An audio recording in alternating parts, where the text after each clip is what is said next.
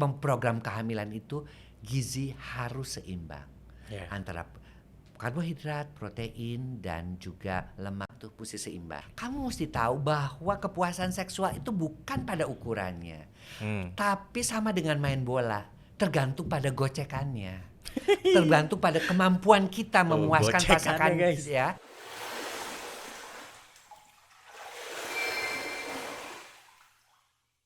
Halo teman-teman, balik lagi di Laut Untuk Semua Podcast. Kali ini kita sudah kedatangan salah satu dokter, aktor, dan juga seksolog top of mind di Indonesia. Please welcome Dr. Boyke. Terima kasih Azim dan juga pecinta podcast Laut untuk semua. Betul, Dok. Tentunya ya. Karena memang laut untuk semua lah. Iyalah, semua jelas. termasuk untuk masyarakat Indonesia karena laut itu lebih besar daripada daratan. Betul, kan 70% 70% di Indonesia. Nah, Dok, sebelumnya pas aku undang ke sini, aku sempat baca-baca. Sekalian mau make sure nih. Dokter tuh dulu sebelum masuk kedokteran di UI sempat kuliah jadi teknologi industri di ITB. Itu ya, benar, Dok? Benar. Jadi gini, dulu tuh kan tahun 75 tuh kita bebas ya. Jadi pertama kali dokter masuk itu justru di Fakultas Kedokteran UNER.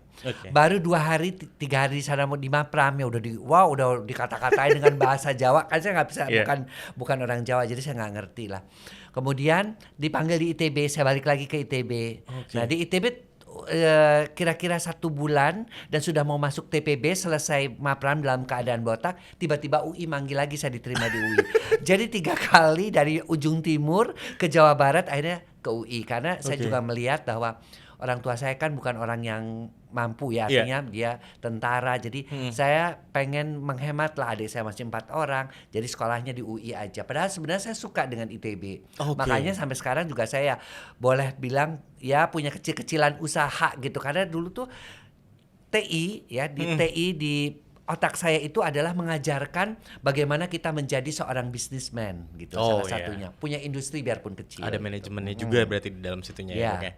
Tapi salah satu fakta yang menarik lainnya adalah sebenarnya Dr. Boyke juga tertarik dengan edukasi dan pengajaran. Karena yang saya baca juga dokter di Lampung sekaligus praktek tapi juga ngajarin kimia sama bahasa Inggris ya. Karena dulu itu waktu di puskesmas kan dokter tuh sedikit guru tuh sedikit ya.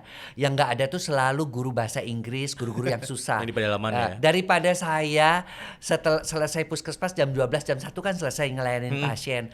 Saya kemudian mesti bengong, nggak ada listrik, nggak ada air, nggak ada pasar cuma hari Selasa sama Kamis. Jadi saya lebih baik saya baktikan untuk mengajar. Dulu masih ingat saya dibayar Rp5.000 namanya uang sabun sebulan. Tapi saya happy karena saya bisa mengajarin mereka gitu kan. Saya ngajar bahasa Inggris itu metodenya udah metode yang anak-anak tuh harus bisa langsung bahasa Inggris. Saya ajak ke taman misalnya, saya ajak ini dalam ngomong dengan saya harus bahasa Inggris meskipun baru SMP. Jadi mereka pada pintar juga berbahasa Inggrisnya.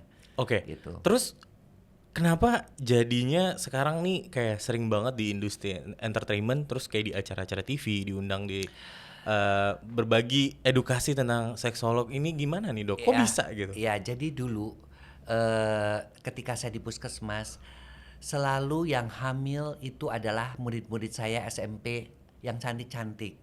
Jadi setiap kali saya masuk, ini kemana pada ketawa mereka? Kenapa? Ternyata udah kawin. Pada umurnya itu sekitar 13-14 tahun. Jadi pernikahan dini itu banyak banget. Dan saya sedih banget. Sebenarnya anak cewek itu pinter ya, tapi dinikahin sama orang dari Tanjung Karang dan sebagainya. Nah dari situ saya mulai berpikir bahwa saya harus mendalami lagi spesialisasi yang berkaitan dengan bagaimana mencegah pernikahan dini. Nah akhirnya adalah salah satu spesialis yaitu obstetrik ginekologi. Nah kebetulan saya di situ terpilih sebagai dokter teladan tingkat nasional waktu itu. Mungkin karena saya ngajar itu mungkin mereka melihat ya. Kemudian mewakili Provinsi Lampung untuk jadi dokter teladan yang ketemu Pak Harto, ikut acara 17 Agustusan kan dulu ada tuh dokter teladan. Nah di situ boleh dibilang boleh memilih semua bagian yang dimau. Jadi nggak pakai testing tuh hanya bukan basa-basi ya, tapi salah satu syarat aja gitu loh. Tapi akhirnya saya diterima di Opsin. Nah di situ saya ditaruh lagi ke daerah karena zaman dulu kan kita nggak bisa praktek kalau belum dapat sertifikat ke daerah yang kedua. Jadi WKS 1 di Lampung, WKS kedua di rumah sakit, yang kedua itu di Masamba Luwu. Nah di situ juga saya menemukan seorang pertama kali masuk di Masamba itu seorang wanita dimasukin sambal ke dalam vaginanya, ke dalam misfinya. Ternyata dia itu berselingkuh dengan seorang pejabat ya, salah satu pejabat itu yang udah punya istri, sudah punya anak. Jadi didatengin sama anak-anaknya, dibawain cabe, sambal segala macam, ditelanjangin kemudian dimasukin. Nah, di situ saya mulai berpikir bahwa perselingkuhan ini siapa yang menangani kasus-kasus begini? Karena dibawanya kan tetap ke dokter kandungan kan untuk ngebersihin, untuk apanya kan. Nah, dari situ juga saya sempat dipanggil bupati juga karena karena si wanitanya itu kan diobatin sama kita ya. Jadi ya sempat ramai juga waktu itu di Masamba itu. Nah sejak dari situlah saya mulai berpikir bahwa saya harus menjadi seorang yang bisa mengatasi masalah-masalah perselingkuhan, pernikahan dini. Nah di Opsin memang ada, tetapi obsesi sosial, tapi sedikit sekali. Jadi ketika saya sudah mulai di Opsin itu mulai jenuh karena pasien saya kebanyakan juga dulu ya di praktek sampai beberapa tempat. Favorit dong berarti dong. Dulu banyak banget pasien saya. Jadi saya pikir saya ngambil seksologi ya meskipun di sini tidak ada pendidikannya, jadi saya ngambilnya di luar. Ada di Milan untuk yang pria, ada marital terapinya di Belanda, sex educationnya di Hong Kong, kemudian di Jepang, kemudian HIV/AIDS-nya di Australia. Jadi kita gabung-gabung dan saya mengaku sebagai konsultan seks ya karena dapat sertifikat. Nah, ini jadi menarik banget nih kalau misalkan kita ngomongin hal itu. Aku tuh sejujurnya pengen tanya nih ya. Kan dokter emang di bidang ini banget nih. Sedangkan di YouTube nih konten vulgar udah banyak banget, Dok. Mereka mengatasnamakan ini gue sex education nih, tapi pamer-pamer kevulgaran yang menurut kita kayak cuman sekedar pamer aja. Dia ngumpet di balik atas nama sex education. Tanggapan dokter gimana tuh? Seorang sex educator tuh punya sertifikat. Ya. Even dia seorang dokter umum kan, kalau saya kan ngambilnya dari spesialis kandungan baru menjadi seksolog. Ya orang mengatakan itu super spesialis, sebenarnya bukan, itu konsultan saja. Ya.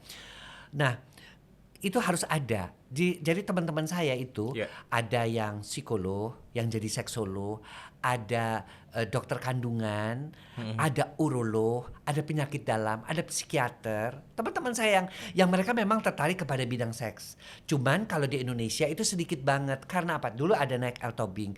Tapi mereka juga merasa bahwa di sini tuh kan dianggap tabu, dihujat dan sebagainya. Mereka juga jadi nggak enak ya. Jadi kalau saya mendalami itu dengan harapan bahwa saya bisa memberikan pendidikan. Jadi kita tuh ada sertifikat, ada kita perkumpulannya gitu. Nah, mereka-mereka yang merasa sebagai sex educator ya tentunya harus ada latar belakang dulu sebagai apa dan ada pendidikannya di mana gitu loh. Iya sih, jadinya nah, kalau jadi mereka bisa mengatakan begini, mereka melakukan misalnya hubungan seks atau fun dengan itu, terus mereka menceritakan pengalamannya di dalam YouTube. Itu bukan sex educator, itu hanya pengalaman sex experience, beda. Ya kalau sex educator itu harus ada latar belakang. Pertama, dia harus menguasai dunia medis, psikologi, hukum, sosial, dan dia harus bermoral. Itu beragama, bermoral. Itu, jadi itu yang membedakannya.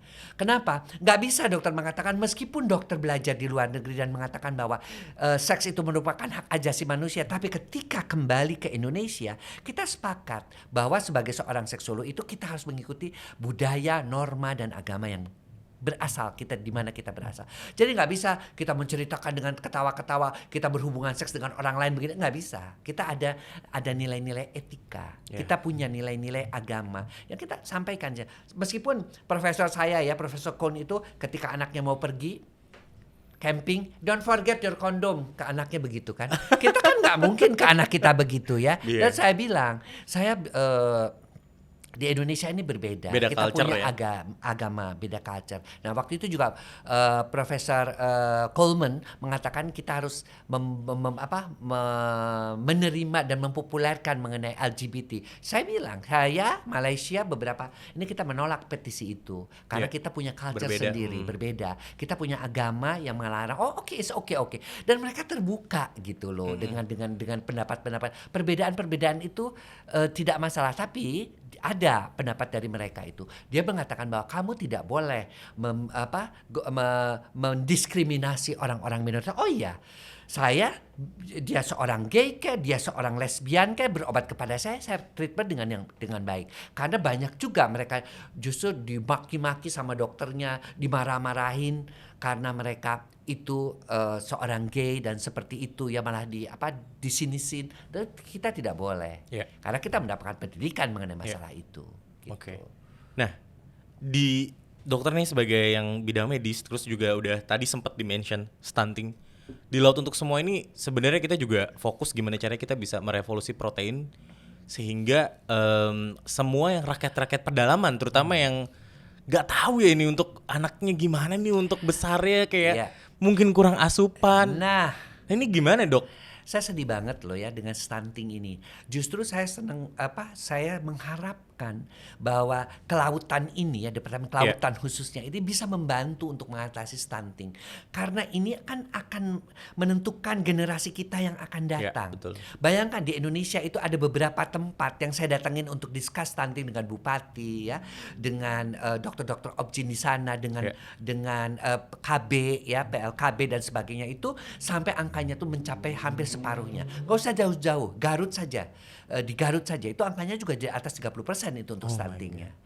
Anda bisa bayangkan seseorang yang akan menjadi pimpinan-pimpinan kita, menjadi pengganti generasi kita dengan keadaan yang satu. Karena stunting itu kan akan mengakibatkan gangguan intelektual, gangguan juga motorik, dan juga mereka lebih mudah terserang penyakit. Apakah itu kanker, dan imunitasnya jauh lebih menurun. Padahal kuncinya adalah bahwa salah satu kuncinya adalah mereka kekurangan protein. Sementara laut kita begitu luas, sumber protein laut itu begitu ada di Indonesia ini ya, yang seharusnya bisa terdistribusi kepada mereka-mereka yang membutuhkannya, termasuk ya keluarga-keluarga orang-orang yang di laut. Contohnya, saya ke Pangandaran waktu itu. Saya lihat, mohon maaf ya, bukan saya menjatuhkan. Saya lihat ikan-ikan itu bagus-bagus. Saya bilang, aduh ibu, ikannya berapa? Saya juga malah mau beli bakar ikan kan. Tapi Anda bisa bayangin nggak, anaknya yang di pangku ya, yang ibunya makan apa? Mie instan. Oh my God. Bukan makan itu. Saya bilang, kenapa Anda makan ini? Abis anaknya nggak mau makan, maunya makannya mie instan. Nah, salah kan? Artinya mereka tidak tahu bahwa makanan bergizi itu di mana gitu loh. Nah, ini juga saya harus ngomong sama para ahli gizi nih. Ya, jangan mau mereka tuh tinggal di Indonesia, tinggal di kota-kota besar. Mereka harus mau ke daerah-daerah. Mereka harus mau memberikan penyuluhan tentang makanan-makanan bergizi ini. Sekarang otomatis orang-orang ahli gizi ini terkonsentrasi di daerah di pusat-pusat kota ya. Mereka lebih berurusan dengan pengurusan berat badan lah, diet ala inilah, diet ala ini. Padahal mereka yang justru dibutuhkan adalah bagaimana mereka itu bisa memberikan penyuluhan, mereka bisa memberikan pengertian kepada masyarakat tentang makanan-makanan yang bergizi. Ya, berarti memang yang paling dibutuhkan dari, kalau nggak salah, 1.000 ya? 1.000 kehidupan pertama ya, kalau nggak salah. 1.000 hari pertama itu adalah dari umur sampai 2 tahun itu adalah penentu apakah seseorang ini akan mengalami stunting atau mereka akan melewati masa ini dengan baik. Ya, itu yang kita perlukan. Ingat loh, Jepang itu ya pinternya karena mereka banyak ikan, makannya juga ikan mentah pun dimakan. Mereka pintar-pintar semuanya. Mereka lebih mudah beradaptasi, mereka lebih mudah berdisiplin. Kemudian IQ mereka, umur mereka juga panjang-panjang karena mereka makan ikan, dan ikannya adalah ikan laut. Omega 3, omega 6, omega 9 dengan segala macam protein kelebihannya dibandingkan dengan protein dari sapi, daging merah. itu hanya merusak pembuluh-pembuluh darah, lemak jahatnya lebih banyak. Tapi Jauh kalau lebih baik jauh ya. lebih baik adalah ikan, dan ikan itu harus ikan laut. Ya. Menarik sih dok ini. Semoga pesan ini tersampaikan ya buat teman-teman yang lagi punya buah hati yang benar-benar masih harus dibimbing lagi MPASI dan lain-lain.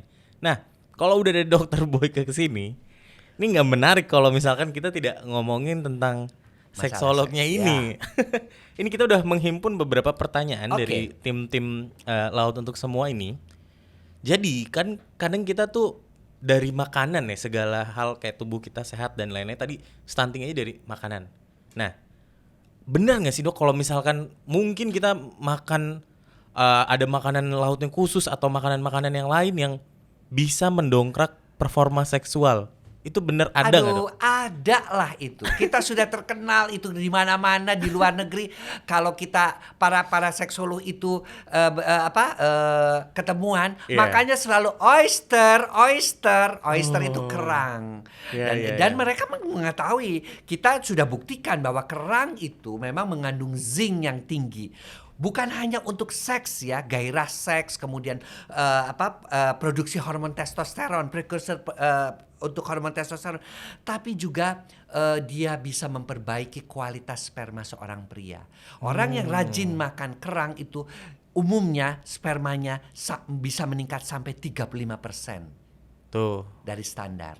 Jadi kalau Anda mau subur, makan oyster yang banyak, makan kerang yang banyak. Tapi kerangnya kerang yang apa? Kerang yang memang berasal dari laut yang tidak tercemar. Iya betul. Gitu. Itu sih. Tuh guys, ini kameramen cuma ngeliatin aja. Dan coba deh Anda deh yang udah mau nikah ya, makan Iya. kerang pasti malamnya pengen begituan. Karena Anda juga, karena di situ juga selain zinc juga ya, dia itu juga ada beberapa vitamin-vitamin yang memang memicu gairah seksual. Oke, menarik.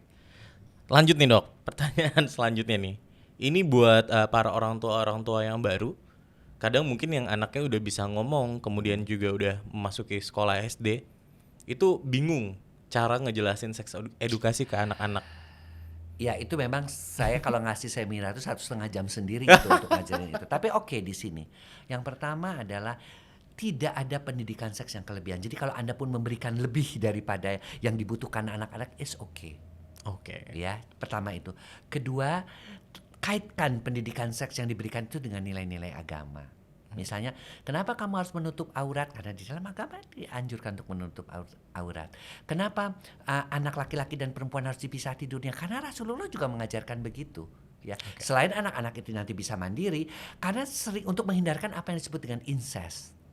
Hubungan antara adik kakak itu banyak terjadi. Saya cukup banyak di Indonesia ini kasus-kasus seperti itu yang harus kita selesaikan ketika mereka mau menikah. Mereka akhirnya nangis-nangis cerita dengan masalah incest ini. Ya, jadi kalau di dalam saya, kebetulan saya Muslim ya.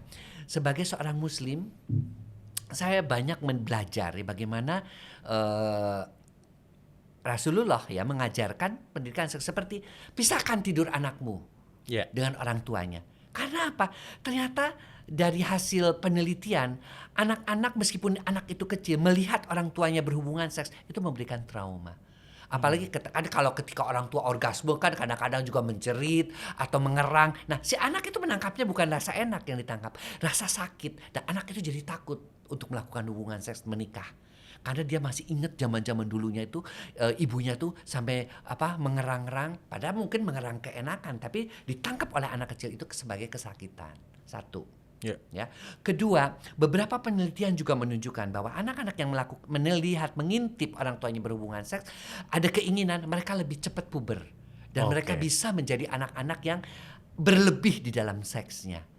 Nah, saya belum dapat penelitian bahwa apakah itu berkaitan dengan hypersexuality, itu belum. Tetapi berlebih, jadi keinginan seksnya itu sudah terpicu dari sejak muda. Jadi hati-hati, ya. Dan ketiga juga tentunya anak-anak itu melihat seks itu sebagai sesuatu hal yang dia kan cerita sama pembantunya. Pasti aku lihat papa dan mama begini-begini. Nah, bahaya tuh. itu malah berbahaya ya kalau orang tuanya bekerja. Nah, itu bisa berbahaya. Jadi artinya tolong bapak dan ibu sekalian, makanya anak-anak berikanlah rumah atau berikanlah kamar sendiri. Ya karena kan kita juga namanya yang masih muda itu rumahnya kan masih kecil tipe 26. Nggak apa-apa, bikin rumah tumbuh. Ketika punya anak itu kan orang kan daripada Anda pergi misalnya clubbing apa ngapain, Tabung mending ya, waktu tabung beli nanti ke rumah di dalam rumah tumbuh tuh satu kamar buat anak sendiri gitu loh. Tidur dulu sama-sama anaknya sudah tidur tinggalin pindah. Ya. Gitu. Oke. Nih pertanyaan selanjutnya nih. Ini yang juga lumayan trending banget nih. Tanggapan dokter tentang isu FWB yang marak. Saya punya pasien itu beberapa dan saya marah. Anda apa untungnya? Apalagi Anda perempuan. Ya, karena buat laki-laki itu buat mereka itu adalah jam terbang. Oke. Dan mereka bangga, gue nyobain sama yang beginilah, yang Sunda lah, yang ini, yang. Tapi kalau tapi buat si laki-laki juga harus mikir. Ada beberapa laki-laki yang FWD akhirnya kena apa? Friend with benefit itu akhirnya kena penyakit kelamin kan? Yeah. Nah, kena penyakit kelamin, dia malu berobat sama ini. Akhirnya dia apa? Akhirnya si penyakit kelamin itu menggerogoti tubuhnya dan akhirnya mengakibatkan kecacatan nanti kalau dia menikah. Sama dengan kalau perempuan lebih gila lagi. Alat kelamin perempuan itu kan bentuknya seperti sumur. Yeah. Dia akan menampung semua penyakit-penyakit yang ada. Makanya mengapa kok angka HIV lebih banyak pada wanita? Mengapa angka penyakit kelamin lebih sering terjadi pada wanita? Karena bentuk alat kelaminnya. Nah, kebetulan pasien saya mungkin karena saya dokter kandungan juga ya. Jadi lebih banyak curhat. Saya bilang stop. Hanya merugikan diri kamu. Dan yang lebih stop itu kadang-kadang perempuan meskipun dia gue sih nggak ada pakai hati. Gue sih yang penting sama-sama enak, sama-sama sama-sama enjoy. Tapi kan nggak bisa begitu. Lama-lama dia akhirnya ngomong juga bahwa akhirnya kok saya jadi tertarik ya dok ya. Kalau dia tertarik mau gimana? Sebentar sih cowoknya gue nggak ada ya. Gue sama lo cuman bener-bener kita suka sama suka, cuman sharing mengenai masalah seks, kita sama-sama nikmat, ya udah. Setelah itu tidak ada ikatan. Yang rugi siapa? Dua-duanya. Yeah.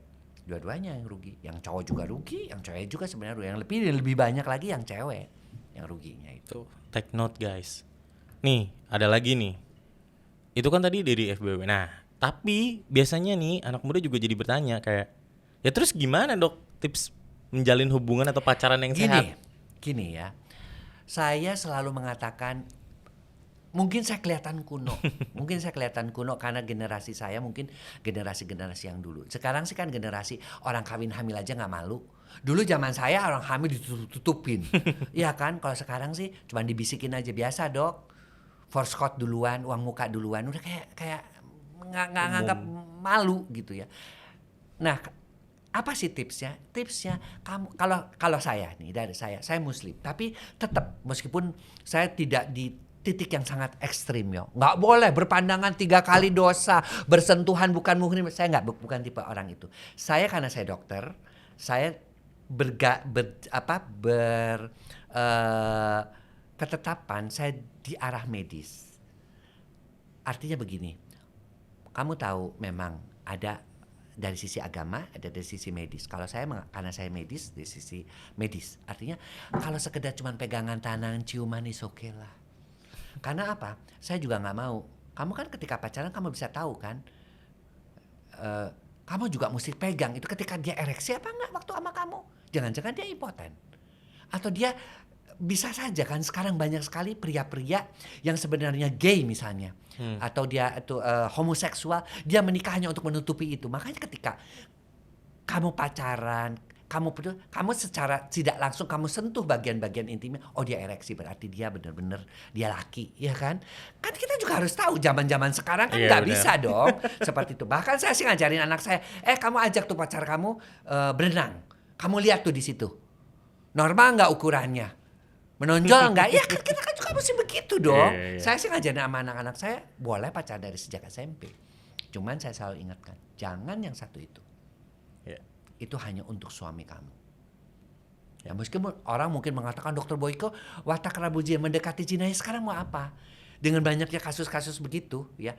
Dan saya menerima sebagai dokter kandungan kasus-kasus yang justru dilarang pacaran pada hamil. Karena mereka pengen tahu. Nah, itu yang harus kita juga bisa menyikapi ya. Makanya ambil jalan tengah. Saya selalu mengambil jalan tengah ya. Dikatakan bahwa orang yang di tengah-tengah itu biasanya lebih aman. Ya, artinya jangan sampai begitu ya, pegangan ya cuman oke lah untuk membedakan kamu dengan teman biasa ya. Nah, dan yang kedua adalah yang juga perlu, kalau sampai otak kamu udah dikuasai oleh setan, oleh jin, sehingga kamu terpaksa melakukan hubungan seksual, jangan lupa gunakan kondom. Itu adalah pengaman yang kedua. Jangan sampai kamu hamil. Kemudian kamu hamil, kamu aborsi. Resiko aborsi pada wanita apa? Dari mulai dia mandul, kematian, apalagi kan di Indonesia tidak diizinkan aborsi. Iya kan? Dokternya dihukum sampai berapa ratus juta, miliaran, yang melakukan dihukum, yang ideal itu kan ada hukumnya. Jadi paling aman ya itu gunakan kondom. Meskipun kamu mau pakai kondom berapapun, hukum zinanya tetap zina, dosa besar. Tapi tetap kalau kamu otak kamu sudah adanya di dengkul, kamu sudah lupa sama semua, don't forget your condom. Saya setuju kalau itu dengan ketika saya mengikuti pendidikan seks di Perancis ya, kita discuss dengan teman-teman dari Hawaii, dari mana dari juga sisi mereka kesehatan, dari sisi kesehatan seperti itu. Oke. Nih, Dok, ada juga nih pertanyaan kayak gini. Buat biasanya cowok nih, ada nggak makanan tertentu yang mempengaruhi ukuran alat kelamin? Oh, nggak ada. Ukuran tuh kamu harus bisa terima sebagai orang Indonesia, sebagai orang Indonesia, sebagai orang Asia. Memang ukuran kita paling mini dibandingkan dengan yang lain. Kamu bandingkan dengan Rusia misalnya ya, atau dibandingkan dengan orang-orang ras Eropa. Kita dibandingkan dengan ras Timur Tengah. Asia memang paling kecil, tapi kamu mesti tahu bahwa kepuasan seksual itu bukan pada ukurannya, tapi sama dengan main bola. Tergantung pada gocekannya, tergantung pada kemampuan kita memuaskan pasangan ya, tergantung bagaimana kita menyentuh titik-titik erogen pasangan kita, tergantung sebagaimana pengetahuan kita tentang titik-titik erogen pasangan kita, tergantung seberapa cinta pasangan kita kepada kita, kemudian tergantung juga sebagaimana bernafsunya kita kepada dia, itu sangat tergantung. Tuh, terjawab ya langsung dari Dokter Boyke. Nah, kalau mau digedein, oke, saya juga belajar di Italia waktu itu mengenai bagaimana membesarkan penis tetapi dengan operasi, di mana lemak-lemak perutnya dipindahkan ke situ. Ya, kemudian ligamentum atau penunjang penisnya ditarik ke depan. Saya ada videonya, saya dikasih juga.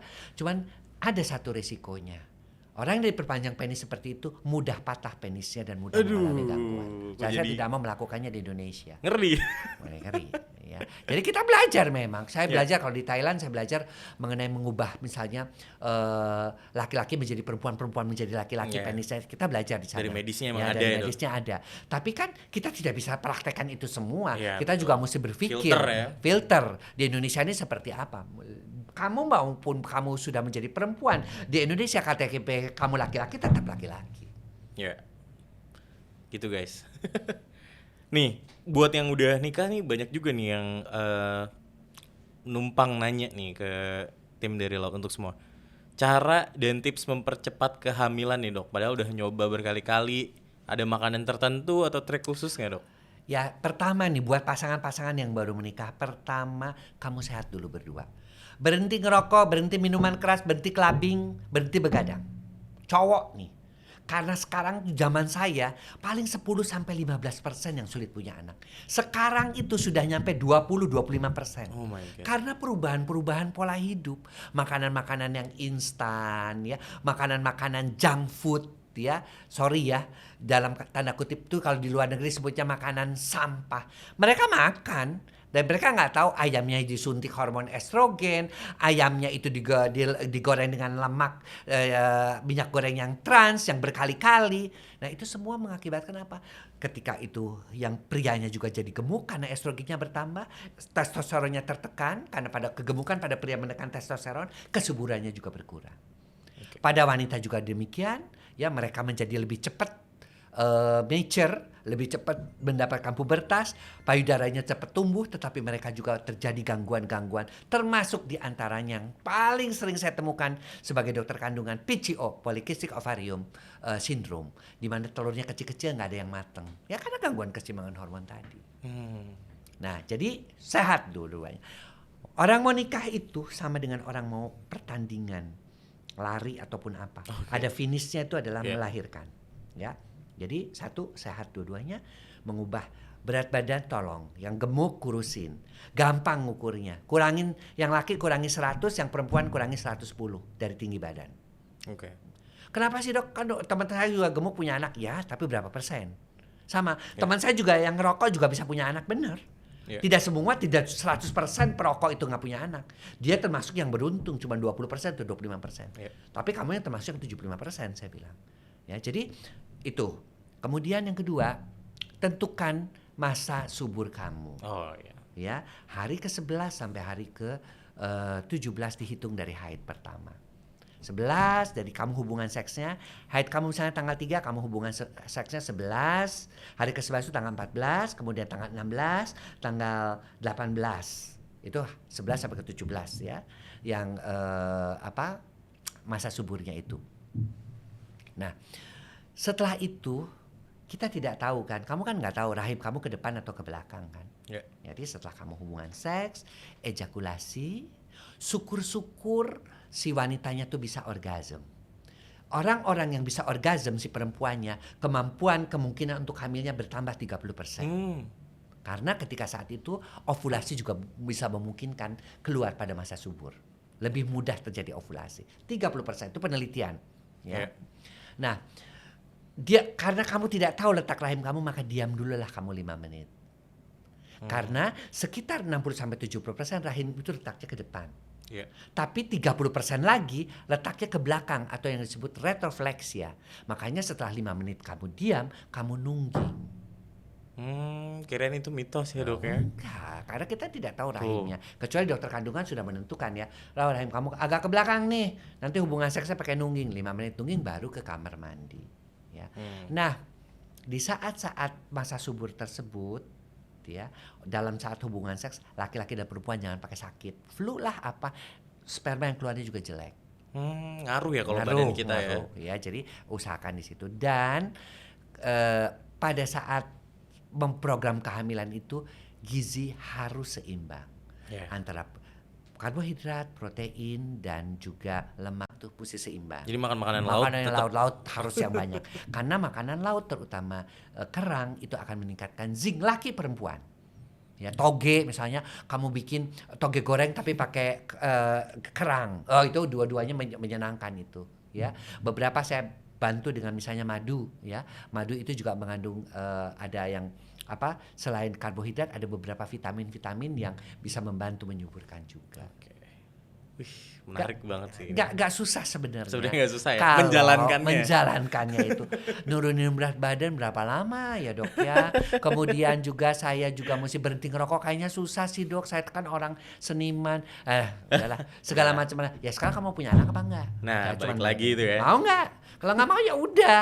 Kamu maksa-maksa ke dokter punya anak, tapi kamunya sendiri tidak mau berusaha. Betul. Saya bilang, dokter paling kan ngasih obat-obat perangsang telur. Ya, oke, saya kasih ini kamu minum ya hari 1 sampai hari setelah hari ke-5 mens, ini supaya telurnya keluar. Tapi kan yang selebihnya pola hidup sehatnya kan tetap tanggung jawab si laki dan perempuan itu. Ambisinya dari pasangan tersebut ya dok ya. Oke, dok. Kalau misalkan di Laut Untuk Semua, kebetulan aku juga lihat di Instagramnya dokter kan lumayan sering traveling nih. Nah, tapi ada nggak kayak rekomendasi wisata laut terbaik versi dokter? Aku paling sering ke Raja Empat karena setiap kali sajiannya adalah makanan-makanan laut dan di situ saya happy banget. Mau udangnya gede-gede di Raja Empat itu, kemudian juga cuminya, kemudian ikan bakarnya. Saya bisa cuma makan ikan bakar 1 bisa, nggak pakai nasi, pakai kecap aja, pakai itu aja udah enak. Ya, artinya apa? Artinya laut kita itu luas, makanannya murah. Anda bisa bayangin ke Jepang Anda makan segitu berapa berapa ratus ribu yen, ubi aja berapa 40.000. Sementara di sini ubi cilembu, ubi apa segitu banyak dan enak-enak. Coba Anda bayangkan, kita itu sudah sangat murah. Makanya saya heran kalau masih ada stunting tuh gimana caranya.